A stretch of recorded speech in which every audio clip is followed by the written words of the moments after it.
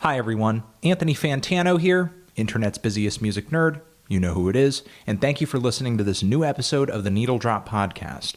Before we get into the show, we want to remind you that this is a listener-supported podcast, which means it exists because of those who support it, and they do so in a few different ways. One, they get weekly downloads of this show via a monthly subscription on our support page. We will link you to it in the description box. Looks like this, button right there. Also, you can hit up our Amazon Associates link, where basically we get a kickback for all purchases you make on Amazon.com when you use this link. Only works in the US, though, unfortunately.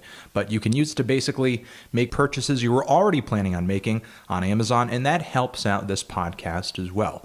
Also, you can stream it on YouTube and share it with a friend. All support is appreciated. All right, thank you for listening again, and on with the show.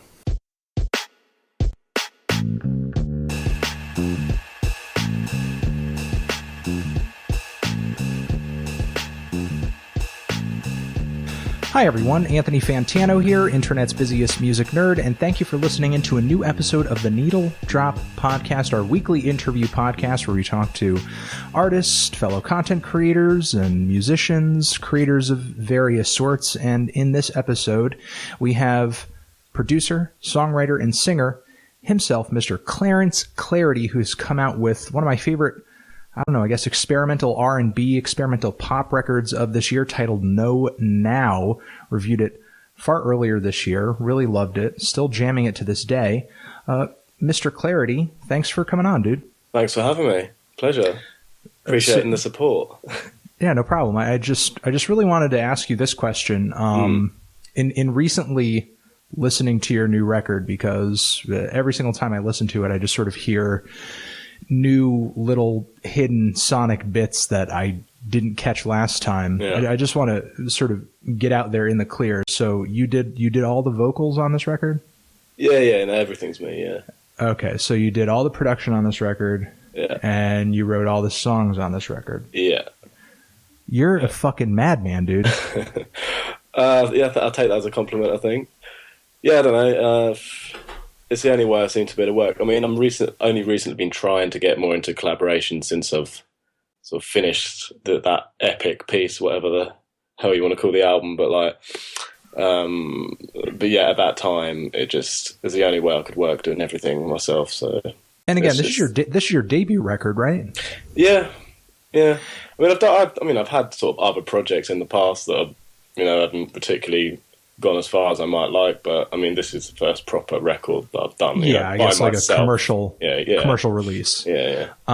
What sort of possesses you or sort of makes you, I guess, really pile the tracks on? Because this thing is an hour long. It's 20 tracks, and we have not only tracks that are kind of, in my opinion, just like alternative pop bangers, but then we've got these like really strange collages and soundscapes that seem like they sample bits of the other songs, kind of just weaving it all together. Even the stranger moments seem very obviously connected to the more accessible moments in some way. Good. Yeah, I mean, you seem to be one of the people that really gets it, which is amazing. But a lot of people, I think they just see it as this overblown thing for the sake of it.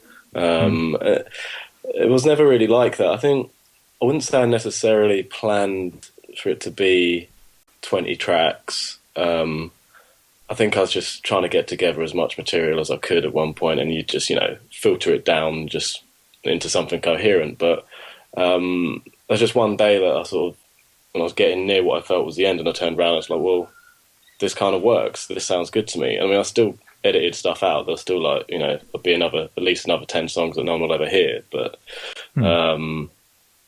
it made sense to me. And then I think maybe I was at about 17 tracks or something like that. And at that point I said, well, what does it need? And I deliberately sort of honed in on making some new tracks that would make the picture complete. And then there's the track in the middle of silence, but there's other stuff going on in that you can't hear, and then it just rounded off at a nice 20 tracks. It just felt nice. I don't know.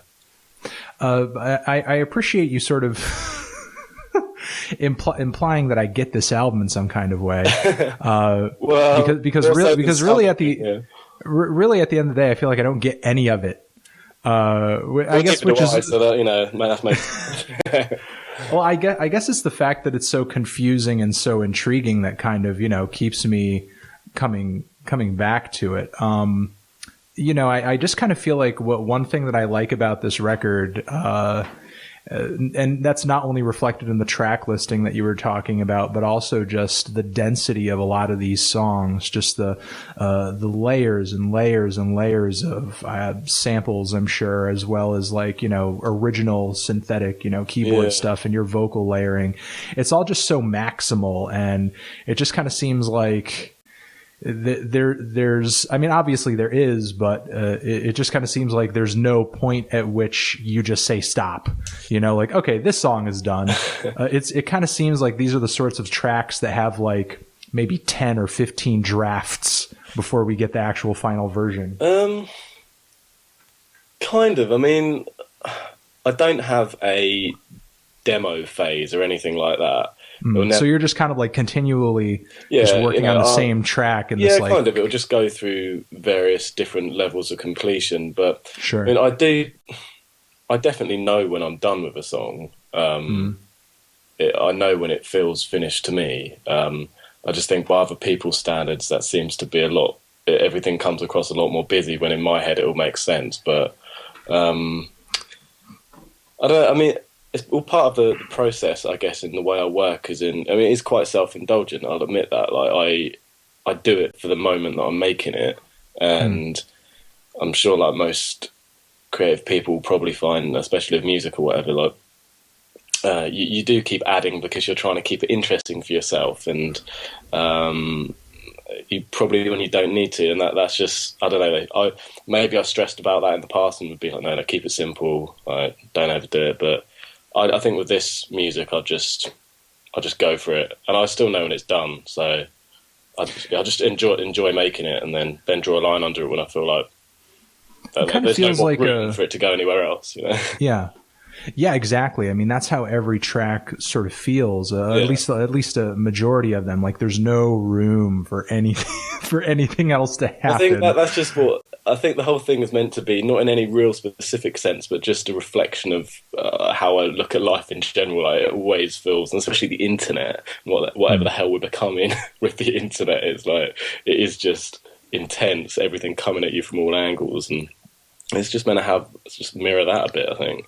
I think it also maybe unintentionally sort of mirrors that kind of temptation in the modern age for music artists, especially self-producers like yourself, who that temptation to always add something, take something out, switch something out is always there, because really at the end of the day, all you're really spending is your own time. You're not, sort of on somebody else's dime in a really expensive studio that's charging a certain amount of money per hour to do all of this. This is all sort of at your own leisure.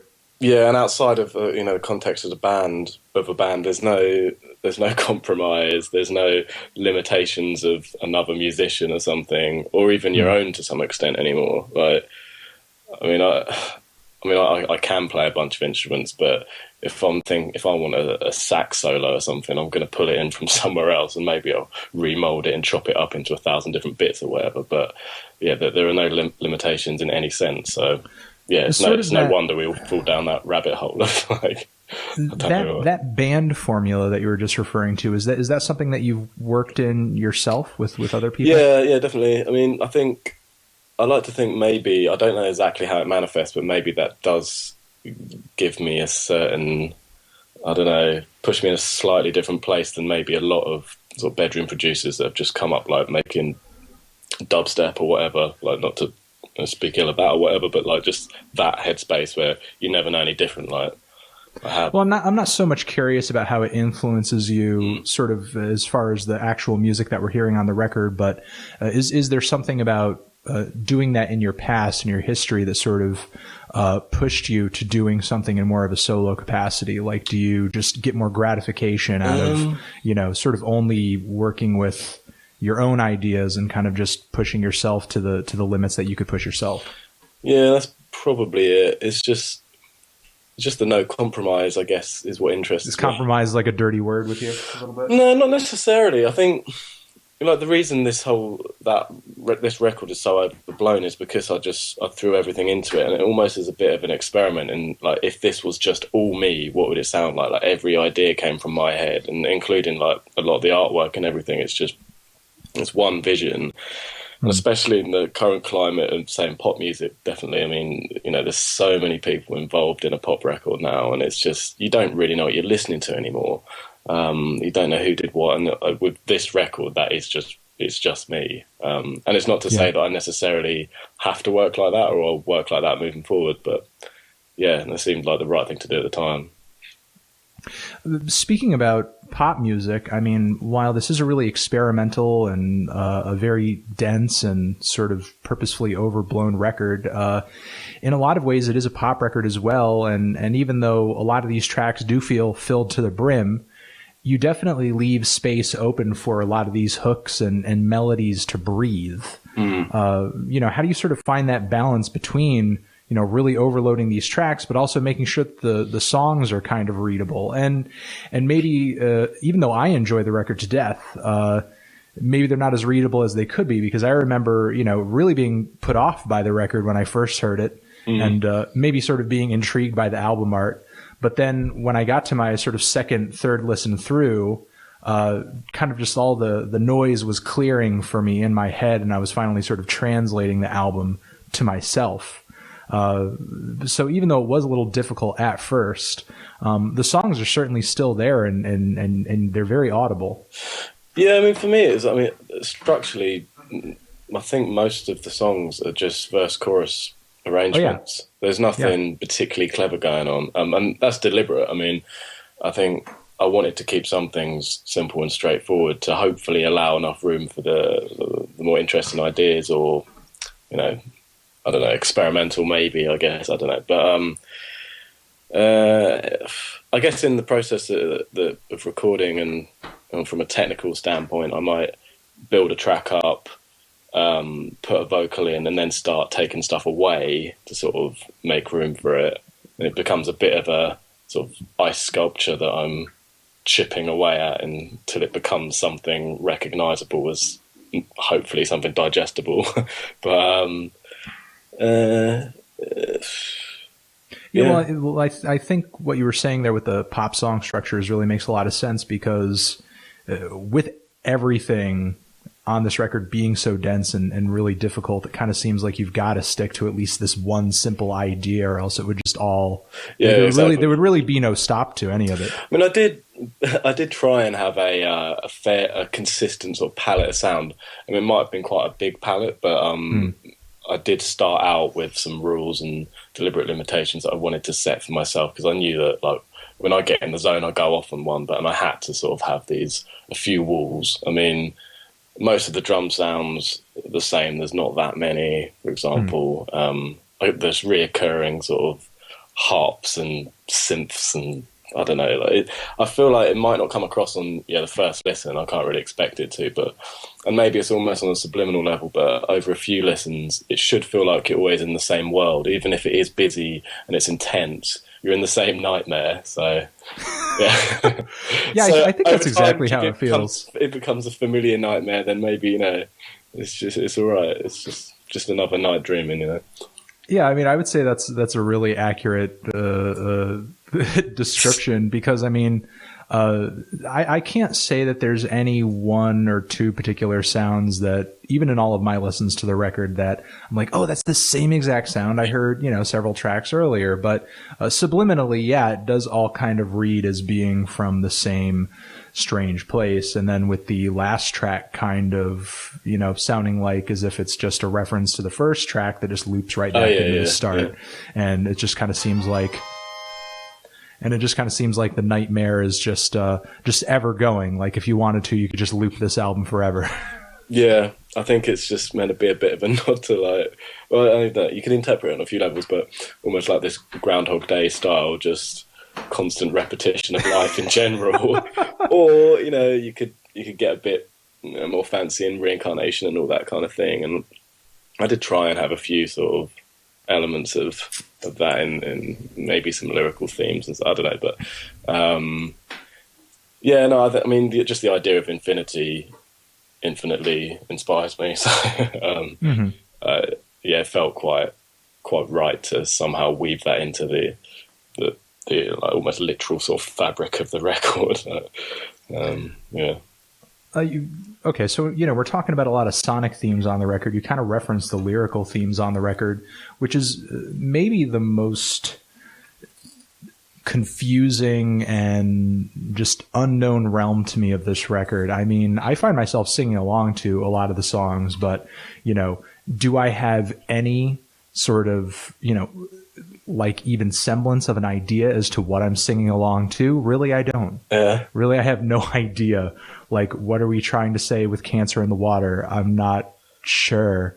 Is it something incredibly abstract, or are we literally talking about the populace being poisoned with water? Are we talking like some tinfoil hat type shit? I mean, that one in particular is relatively straightforward, actually. I mean, that's just it's flying over my head, so please enlighten me. Well, no, it's just because of the way that I think I form, like, the structure of the lines that I form and the odd sort of rhyming couplets and things like that. That I don't know. Maybe it's just it's the way I use the language or something confuses people.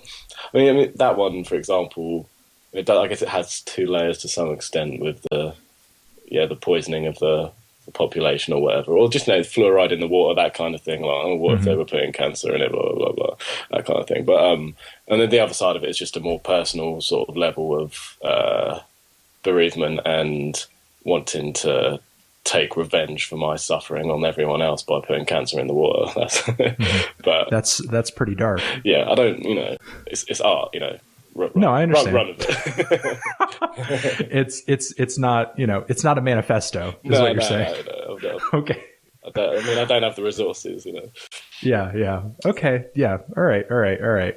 I'm not gonna, I'm not handing this off to the police or anything after we're done recording this. So don't worry about it. That tap, like, just channeling into like a real pure kind of anger or whatever, and then that doubled with what's like meant to be a sort of uplifting gospel track.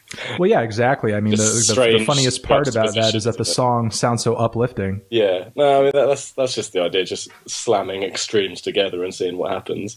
But yeah, I mean that one's kind of is in a dark way, I guess. So that's about as dark as it gets, really. I mean, a lot of the stuff is just more existential crisis, like, constantly. Yeah, I mean, probably have. And also, I mean, I am quite abstract about it to some extent. I tend to approach it as if they're little fragments of dreams or nightmares, perhaps. Yeah, and I don't overthink lyrics. I tend to just let them come into my head after I've finished things instrumentally, and yeah, it's just. Well, now that you're sort of stating that and kind of referencing the obvious, tip of the hat toward very heavenly sort of religious music on that track, I mean, and maybe some of these kind of, I guess, maybe large, somewhat conspiratorial ideas, but sort of conspiratorial in jest. Is there anything sort of deeper behind those themes sort of that are expressed on tracks like The Gospel Truth or during lyrical lines, like when you're singing about the witch house and the reptiles and the Catholics and so on and so forth?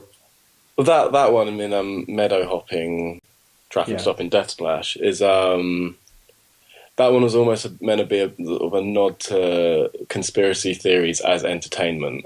It's just become more YouTube fodder. It's like, shall I watch like Breaking Bad, or I could watch like another 9/11 conspiracy thing? I mean, I don't necessarily mean me personally, but like, yeah, to the point where it has just diffused what could be some quite interesting points maybe at one stage, but I don't know, just everything's open to ridicule from both sides, and it's like, no one really knows what the hell's going on anymore. And maybe that's the idea, the whole sort of level of confusion and all that sort of thing. Well, I think it kind of adds to the theme that you were talking about earlier about how, you feel like the music reflects just how overwhelming internet culture is. Yeah, I mean, my music is meant to in some ways sound like my reaction to just everything flying at you through a screen, and just all the graphics everywhere, and all the interaction, and the screen scrolling up and down, and like videos flying at you, and comments flying around, and opinions and judgments, and all this kind of thing. It's just, I think if you stop and think about the level of sensory overload that we all are experiencing from, like, the moment we wake up to the moment we go to bed, it's ridiculous. So I guess that's the essence of the music, really. And I mean, the project itself, from what I understand, is constantly named after a meme. Well, correct? I mean, I honestly did not name it after that, but I kind of ran with it to some extent. No, I've never I've always said this, I didn't name it after it, but it felt kind of apt at the time, I think. So I was just, Clarity was just like this mantra I had for myself while I was writing and recording the album, just to keep focused on my initial vision and not go off track. And the Clarence bit, maybe I came across the meme and didn't even think about it at the time, something, and it went in there. It subconsciously lodged itself into your head. Because like the Clarence thing just felt right when I just wanted to personify it and make it, I guess, quote unquote, just give it a name, a solo project or whatever, because I didn't want it to be. I wanted to be clear it was one person behind it. So that's the only reason I brought that in, really. And then realised, I guess, when you start a new project and you do your first Google search, right? Is anyone taking it? Is anyone taking it? And obviously the meme came up, and it's not Clarence Clarity as such; it's sudden Clarity Clarence. So I thought that was all right. I mean, and who's, I'm not really that involved in that side of the internet, to be honest. So I didn't know how big or like well known it was. I just thought, well, it's not very well known, because that was sort of the thing when I heard a music writer sort of, profess that. I went to go look up the meme myself, and I was like, well, this meme isn't very well known or popular if you were going to name your project after such a thing. Oh, that's all right. It would seem like kind of an obscure thing to reference, like something that I wouldn't even imagine your average person would even know about, because in looking them up, I could only maybe find like maybe 7 or 8 of them. And they didn't seem very well shared or copied, Well, yes, so I guess that's how it seemed to me, and so I just went with it and just thought, well, things move so fast it'll all be forgotten about by the time I actually put any music out. Anyway, this meme that's been doing the rounds or whatever, but it seems to be hanging in there, unfortunately, and it does still pop up, and I get asked the question a lot, and I mean, I don't know, it's fine. I think now it's getting a little bit tedious, this idea of, me deliberately trying to make it a thing, but I don't know. No, I hear that. No, I mean, honestly, like if you type most things into the internet, there's probably a meme about them, or there was a meme before them. But that's kind of the thing about the internet now. You can almost like type in anything and it just kind of pops up. Yeah. So talking about memes a little bit, and just kind of, your lack of, I guess, kind of involvement and probably, interest as well, sort of in that side of the internet, but also talking about how there are sides of the internet that do inspire you, when you're talking about how you can sort of hop on YouTube and spend all day watching conspiracy theory videos or, watching sort of Netflix type stuff. I mean, what other legs and kind of corners of the internet do you find inspiring you, or just kind of maybe pushing you away, and just stuff that you have no interest in as far as like current internet culture? The trap for me is just like the social media. I don't even use it that much, but I haven't seen you post a single sandwich you've eaten or anything on your Twitter. I'm utterly disappointed. Yeah, but I'm there. I'm in the background eating my sandwich. I'm just not. I'm just not posting it. Okay. I don't know. I mean, I suppose that it's this conflict between this constant like refreshing of social media and what have I missed since 2 seconds ago, and all that kind of thing. It's like instantaneous. I need more, and I need it now. Sort of those platforms. I guess just social media in general. I'm talking about, and then the sort of infinite depth of knowledge that's on the internet as well. Like I'll binge on science documentaries or something, and like quite not particularly academic stuff necessarily, but just filling my head with all that kind of thing, and I don't know, like history and like these things that should have a lot more substance. back to back with things that are totally surface level shit, you know, that you don't need to know. What else would I? Yeah, that's it really. I'm not like one of these people that's like on the Silk Road or something. Like, I don't know. I don't really delve into the real dark. So this album is not about the deep web. It's not about the deep web. Okay. But I've. It sounds like a potential sequel, though. Yeah, I thought it'd be interesting to put a record out in the deep web. But has someone done that yet? I must have done. I don't know if anybody's done that yet. Just like if you could put it out for free or whatever, just in there somewhere, and just bury it. So you I mean, the trouble is, the first person would just take it and like put it everywhere. But it'd be nice if you had to pull people in there, like to some weird dark depths. Like the only place you can get it if it kept moving around or something. Yeah, the first person might share it sort of on the main web, and everybody else who went searching for it would probably end up on some kind of FBI list. Yeah, well, you know, that'd be a bit of fun, wouldn't it? It may be. So is it safe to kind of say that that you, in your music, this reflection that you have of how overwhelming the internet is, how it inspires your lyrics and your creative process? I mean, are you sort of more critical of this modern facet of life, or are you just kind of embodying it in some kind of way? Because it seems like you're kind of hesitant towards some aspects of it and you dislike some aspects of it, but you're also taking part in it. Yeah, I mean, it'd probably be on a case-by-case basis. I mean, it's not like I've got any particular agenda against any one thing. I mean, yeah, no, it's definitely just trying to reflect it in some way. But again, yeah, it's not like I've got this manifesto about my music being this internet thing or whatever. I mean, this is just, I guess, where we've ended up in conversation or whatever. But yeah, no, I'm definitely not like trying to put some case against it. I mean, it is we're totally absorbed by it now, and we're probably in this in-between stage where we're one step away from some global consciousness and all that kind of thing. And I mean, I don't even feel fully human half the time. Like, it's like my real life self is sort of an avatar of my internet self or something. Like, it's just, yeah, in a funny place, I think, right now.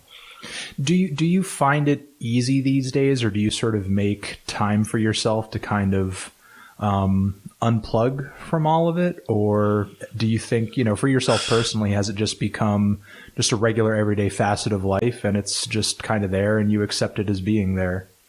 Yeah, probably the latter. I mean, I do try and make time away from it. I mean, I think it's kind of an interesting point, I guess, because I think everyone is maybe coming to this sort of crossroads where we feel like we need to have some sort of intervention in how we react to it, and should we just like disappear down this rabbit hole that we don't know where it's going to go really, like, or should we be holding some classic humanity back and having a switch off day or whatever, or I don't know. I mean, I think it's personally, I mean, I think in theory the idea of that sounds attractive, but I kind of feel like older generations of people, every sort of idea or kind of fear that they've proposed in reaction to the modern age just hasn't really held any water. And every single time I see somebody try to make that case that, oh, today's generation, they're not living life to the fullest. They're just with their heads buried in their phones and blah, blah, blah, blah, blah. When, you know, the fact of the matter is that's what the previous generation said about every other generation's new technology. Yeah. And like you were just saying, you know, should we go down that rabbit hole? I mean, every other generation did. And so far right now, I'm not seeing any kind of, you know, impending danger, but I don't know. I mean, how do you deal with it? Do you have a sort of a shut off period or anything? I mean, I guess my excuse and my reasoning behind it all is that social media and just the internet is like my job, you know? Yeah. So like whenever I'm on the internet, it's because it's my job. Yeah. But you know, when I'm taking personal time, I'm usually pretty careful about just, you know, not spending too much time on the internet. But the thing is, when I'm spending time, you know, away from my job, I often end up in front of, maybe like another screen or something. Maybe I'm watching a movie with my wife or something like that, yesterday I was at a wedding and that was fantastic. Yeah. And I had a very good time not being on social media at the wedding.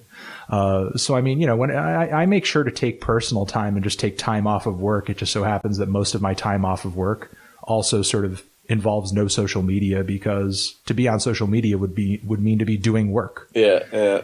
So I guess me allowing it to be my job has kind of allowed me to sort of put kind of a natural wall there, because people don't want to be working all the time. But for people who social media is kind of like an escape and something that is recreational, maybe, their interaction with it can be way different from mine. Yeah, I think it's all good, really. It's just I try and in terms of real life relationships or whatever, I do have a bit of a rule system of, and I think if you're interacting with someone, so you're out at dinner or whatever, and that's meant to be a time for just some old school human interaction, actually looking at each other, then maybe I'd get a bit annoyed about phones coming out at that point. But then in this whole thing of like, everyone's stressing about like having time to wind down, and you always hear about all these theories about, I don't know, like the sensory, what a phone's doing to your brain just before you go to sleep, or like everyone falling asleep watching things and stuff like that, having Netflix up in the background and all that. And I'm a bit skeptical about it, if that's worth worrying about. But yeah, I think it's just making sure that it doesn't step over the line into distracting from actual human relationship away from the screen. That's the only thing that I think I try and actively keep, I guess. All right. So, there's a lot of modern contextual stuff here that's kind of, inspiring your music and inspiring your lyrics. But obviously there's a strong, I guess, musical component to what's inspiring what you do as well. And I personally feel like a big hunk of that comes from the world of R&B, contemporary R&B. And there's quite a few alternative R&B artists out there that take such a moody, cavernous, just reverb soaked kind of minimalist approach, whereas you're so maximal about it, but it feels like you're still kind of staying true to the genre as far as like a lot of the vocal lines you're writing. Some of the stuff that I hear on this record reminds me of, just like commercial radio friendly R&B tracks that I remember growing up with in high school, but they're kind of just updated with this really wacky production. And, I don't know, it just kind of seems like you're so deep into something so incredibly experimental, but you're recreating and referencing something that is so commercial and kind of innocent and simplistic. I think it's meant to be a little bit of a pop art type thing, and just like redisplaying some of that, a little bit of the 90s Max Martin thing, like whether it be Backstreet Boys, NSYNC, that sort of.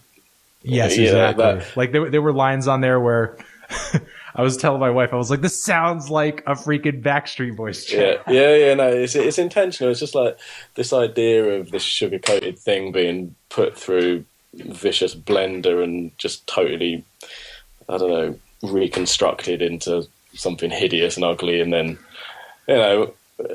the beauty in the ugliness or whatever. I'm sort of curious as to kind of what that era of music was like in the UK, because I remember what it was like in America, because a lot of those groups are manufactured in America, and not that there weren't a lot of those groups in the UK. You guys had the Spice Girls over there, who were, one of the most monstrous girl groups of that decade. But yeah, it just kind of seems like the music is very, very well aware and very obviously referencing like the last era of boy bands and girl groups that were out there. Backstreet Boys were huge over here. I think NSYNC not quite as much, maybe, but Backstreet Boys definitely had more hits over here. But then Justin Timberlake and his solo thing was like huge internationally, obviously. So that, I suppose, maybe there are like, not that intentionally, but his Justified, that's his record, in it. Some of the stuff off that, I suppose, Cry Me a River or that sort of thing. But what else? a lot of it just comes back to just classic things like Michael Jackson, or like lesser extent Prince maybe, but yeah, Michael Jackson's a massive one for me. And it's not like I would ever think that I could sing or perform in that way, but I mean, I've had more of a indie sort of grungy background maybe at one point. Like, you know, I was more of a grunger in my adolescence than anything. So going through different phases of how I wanted to use my voice and that, get into this project, I was like, well, could I do that and like make it work? So I'll give it a go. And I mean, I tried to have it filtered through a few other sort of vocal influences as well, I guess. I mean, maybe, I don't know what. I mean, almost like a Devendra Banhart thing I was into at one point, you know, the sort of fluttery kind of stuff, or, yeah, I don't know, all sorts of things. But it's just the idea of, can I get away with this? Like, I'll give it a go. Yeah. I think that's an interesting question to ask yourself in the internet age, because it just kind of seems like everybody's getting away with everything now. Yeah, fake it till you make it. So am I to understand that a lot of these artists, you know, kind of that boy band stuff, a lot of that sort of large arena-sized pop stuff, is that something that you sort of came to understand and appreciate the artistry of later, once you kind of got through this grunge phase in your adolescence? No, I definitely have like always liked a lot of everything. Did that little alert just come through just then? Did you hear a noise? Oh, I didn't hear a noise. Oh, that's cool. I was just checking if I needed to like mute something somewhere. Yeah, no, I've definitely been into a lot of everything my whole life, and even when I was having maybe a heavy Sonic Youth phase or something, there'd still be some, I don't know, what would be a good example? Well, yeah, any of that stuff we were just talking about, or then, I mean, does hip hop happened in a big way, not like in life, like it's in my life, and I got into that in a much bigger way, even though I'd always had a sort of a passing interest in it. I think that was one of the last, as a genre or whatever thing that I got into in a more obsessive way. Just so I can get a grip of sort of when you might have been into certain radio trends. How old are you now? I don't like to talk about that. Okay, all right. Just in general, like biographic stuff. That's completely fine. Yeah. That's completely fine. I guess I'm just sort of curious, because just kind of this, and I don't know if this is sort of different in the UK. You can certainly tell me if that's the case.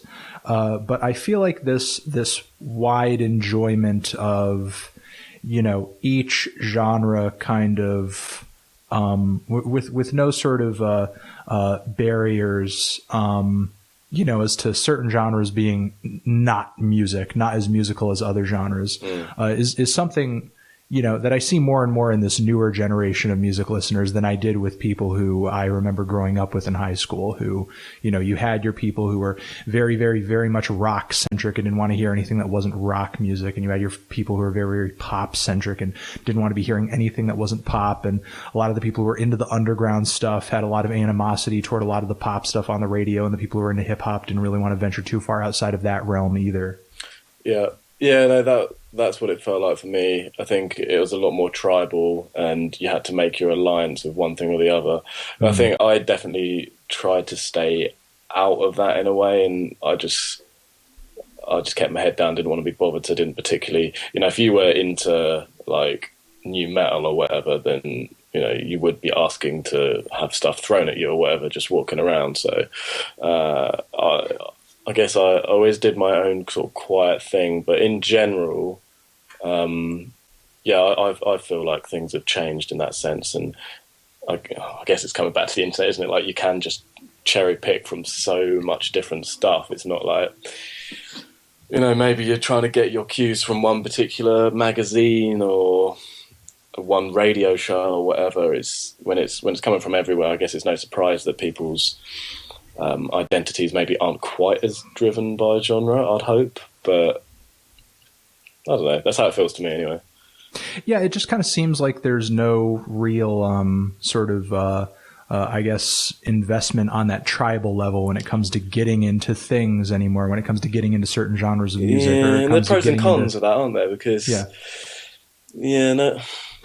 it's well, just I mean, so I feel like one of the throwaway, pros. I feel like one of the pros is that at least, and you could build off of this. I mean, I feel like at least one of the pros is that at least there's more openness to different ideas to an extent. Yeah, definitely. I mean, I think it's hard enough to get people to like listen to my album, but I think maybe if this was, 10 years ago, it'd be even worse because it literally, you can't put it on any shelf in the record shop or whatever. Like it doesn't fit in a genre. But thankfully, I think there's a lot of other people who do it with the same sort of ideas, and that they're getting away with it as well. And yeah, no, people are more open-minded, and they'll listen to it. But because there's so much other stuff, it doesn't mean they're going to listen to it for long. So, well, I had an interesting conversation with this Maryland band, Dope Body, and we were talking about sort of a similar thing, and how the internet gives us so much access to so many interesting and alternative things, but kind of their answer to that was that it also gives you access to way more candy than you ever had access to before, too. Yeah, definitely. I mean, I don't know, sometimes I think as a musician I should be trying to give more time to things, but I kind of hate myself for it. But I am doing the same thing, and I'm hopping around all the time. And everybody's digesting music the same way now. Yeah, I mean, I suppose it's interesting in a way, like from an artistic perspective, and how can we bend to, not in a bad, compromising way, but what opportunities artistically are there for reframing and restructuring music into, like, say a Vine or whatever, like, suddenly having, 7 seconds or whatever, like, and people making interesting stuff out of those limitations. Maybe even though it's not as defined in terms of music, we are just going to have to start making 30-second tracks. Right? Be interesting. Well, it kind of seems like that might be the case, but at least from my personal standpoint, with all the albums that I've covered this year, I feel like so many records are getting longer. I mean, your record is very long. I felt like another very popular record from this year, the new Kendrick Lamar record, is very long. I've had a good handful of relatively popular and buzzed about records that I had to review that were 90 minutes in length. The new Prurient record, the new Titus Andronicus record, the new Kamasi Washington record was 3 hours long. There's another one that I'm probably forgetting as well, the new Iron Maiden record. I kind of feel like the digital age has also allowed us to just print and create as much music. We feel like printing and creating, and a lot of artists are kind of taking advantage of that. Well, I think maybe some of that is a bit of a backlash from what we're just talking about with the short attention spans, and that when you know full well that you're gonna get a handful of singles that are going to come out to like promote a record, and you're lucky if anyone's going to listen to it for more than 10 seconds. So like, do that, but then in the background of that, it gives you almost more freedom to do whatever the hell you want with your full length piece. You can. It's almost like I'm assuming that most people are never going to listen to it, so I can just do whatever I want with it and sort of totally make it self-indulgent or whatever. It doesn't matter. But then on the other hand, you've got just the idea that it is so open-ended from a technical standpoint, as in, a record had to fit on vinyl or whatever, and then CDs came out and everyone's putting out 80-minute records or whatever, what the limitations are, I can't remember, but all these overblown like dance albums and electronic albums and stuff that went on forever, and then now it's like having it infinite or whatever. I guess you're getting a lot of shorter albums as well, like say like Mac DeMarco or whatever, like things coming out that barely qualify for an album or whatever, but that gets away with it and it's cool and it works in that context. And I suppose with my thing, it's like, well, I mean, it's not even that long, is it? It's just over an hour. I guess it's just because there's a lot of tracks, but I mean, it's just, why not? Might as well. There's no limitations, so whatever works. Where do you see yourself sort of fitting into this other trend that I'm seeing a lot lately? I think a lot of artists sort of feel this pressure to be coming out with something constantly and sort of continually contributing to this whole, I guess, over-cluttered internet that we're dealing with currently, simply because sort of constantly saying something and constantly doing something and constantly releasing something means more opportunities for them to kind of engage with their fan base and for people to stumble across them. Yeah, I mean, I'm definitely up against that a bit myself, and I think, as in like being encouraged and pushed to keep putting out new stuff, like I think it's just because of maybe less money in the industry or whatever, as in maybe people could afford to disappear for a couple of years, 10, 15, 20 years ago or whatever, and come back with the next record on the next cycle or whatever. But that doesn't really exist anymore. I think you're in a pretty fortunate position if you can afford to disappear for a while. In my position, I'm being very much encouraged to just, all right, let's get the next thing together quick and let's keep up the momentum. Let's stay quote unquote visible. And, it's fine by me because luckily, I guess I am just constantly creative in one capacity or another anyway. But yeah, there definitely is a pressure to keep it going at all times. And it's been, in terms of music's fine, but in terms of like social media and stuff like that, I'm not the most natural at that kind of thing. So I'm having to, but I'm training myself to be a bit more in that mindset. But I don't know, some people it comes so naturally too, doesn't it? But maybe yourself, I don't know. Sort of asking a few more questions, just a couple more left. I wanted to ask you sort of about the musical future of this project. And since you're, saying that you're always kind of creating, where do you kind of see things conceptually and just kind of stylistically with the project going in the future? Because, like you were saying earlier, musically it's so uncategorizable, and projects that are so uncategorizable, it's kind of difficult to project the trajectory of them because, where do you, when something is so out of place, where does it even go from there? I mean, it certainly seems to reflect all of these elements of pop music to an extent. And I guess it could either get more accessible and become clearer and become maybe a little bit more readable, or it could go further down that, experimental rabbit hole. But outside of that, it just kind of seems like anything sort of fair game. Yeah, I think I've taken a bit of time from finishing the album I've done a couple of different projects, may or may not actually see the light of day, but just to sort of cleanse the palette a little bit, and mull over what I want to do next. And I'm only just recently sort of putting together more concrete things that could be the second album.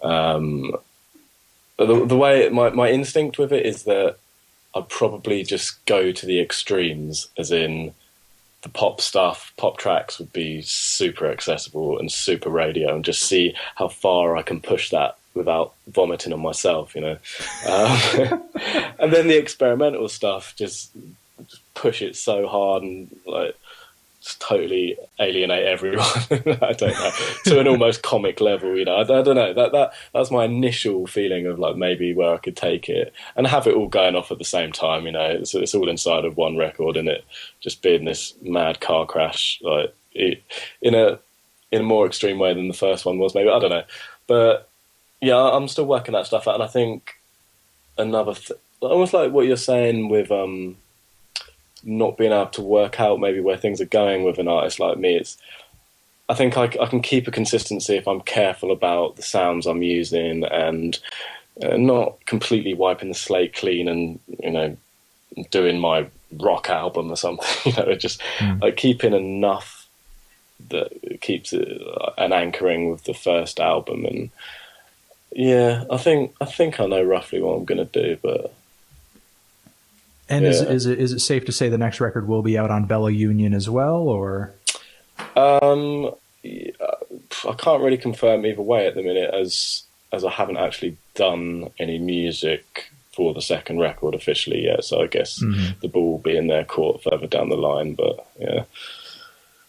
All right, and sort of behind this record recently, or sort of behind your next record in the future, I mean, have you been playing behind any of this stuff live as well yet? Are you planning on doing more live dates behind this stuff? And how does, a live Clarence Clarity show even go down? It is a lot more live. I have a full band. We've done a fair bit of live stuff this year. But it was kind of like tour supports at the start of the year, and then we just things weren't at the profile, unfortunately, where I could be hitting every festival around the world. So we were just doing as much as we could get on, really, like festivals every other weekend through the summer. And yeah, we just did the last one last night, and that sort of rounded up the summer season or whatever. So now we're just trying to get some things in place for US touring, actually. So yeah, I mean, and in terms of setup, it's real drums, with some samples involved as well, and then we've got MPC and keyboards and bass guitar, and yeah, it's all live and a bit more punk rock, and where there are sort of guitar elements in the music, that's brought out. Like, I play guitar and sing and sort of manipulate my voice live and stuff like that. So yeah, I didn't want it to be that, you know, one guy on a laptop, not really sure what he's up to kind of thing. Like, not that I've got anything against that, but I thought for my overblown sort of dramatic music that it needed something a bit more visceral. I don't know what's the right word. I don't know, just something a bit more relatable from an audience point of view. I wanted to see them to be able to see something relatable on stage, like, you know, hitting the guitar strings or whatever. Yeah, something a bit more real or whatever, because the whole thing's so unreal. I don't know. I thought it'd anchor it a little bit or something. Bring the unreal into reality. Yeah, exactly. Yeah, I'll go with that. All right, okay. All right. Well, again, thanks for just kind of peeling back the veil a little bit on this new record and talking with me and just letting us in on the creative process and just kind of the future of what you're doing a little bit too. Well, thank you. And I very much appreciate getting behind this. It's been really good for exposure, and yeah. No, hopefully that was insightful to someone somewhere, but yeah, we'll see. It's all good, dude. Again, thanks for coming on. Have a good one. Yeah, thank you.